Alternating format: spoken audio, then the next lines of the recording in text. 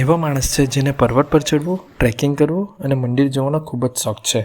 તો પછી એવી જગ્યાએ જાઓ ત્યાં બસ સુકૂન જ સુકૂન હોય. અને મહાદેવે અમને બોલાવી લીધા કેદારનાથ. અંદર નજારો જોવા માટે અમે એટલું બધું સ્ટ્રગલ કર્યું છે.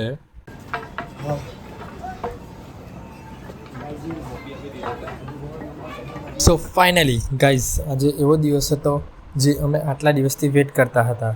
એક સપનું જે રિયલ થવા જઈ રહ્યું છે. તો ગાઈઝ અમે નીકળી ગયા છે ફાઇનલી કેદારનાથ.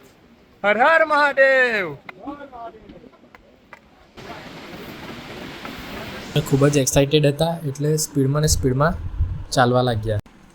ચાલતા ચાલતા અમે લીધો એક નાનકડો બ્રેક, જ્યાં અમે ફોટોશૂટ કર્યા અને વિડીયો ઉતાર્યા. 22 કિલોમીટરનો ટ્રેક એ આપણને ખબર છે, એટલે આપણને જે પણ રસ્તે જે કોઈ મળતા હતા રેન્ડમ પર્સન, એમના જોડે વાત કરતાં કરતાં ચડવા લાગ્યા. પછી દેખાય છે અમને રામબાડા બ્રિજ. એમ કહેવાય છે કે મેન ટ્રેકિંગની શરૂઆત કેદારનાથની તે ત્યાંથી જ ચાલુ થાય છે.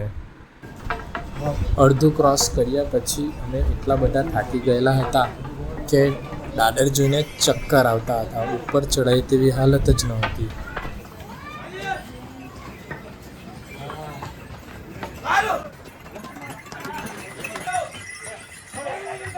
तो गाइस मंजिल अभी थोड़ी दूर है वापस, लेकिन साथ में बने रहिए, पहुंच जाएंगे हर हर महादेव. चढ़ाई बहुत कठिन है लेकिन मज़ा आ रहा है. चलने એક લાંબા બ્રેક પછી મહાદેવનું નામ લઈને આપણે ફરીથી ચડવા લાગ્યા.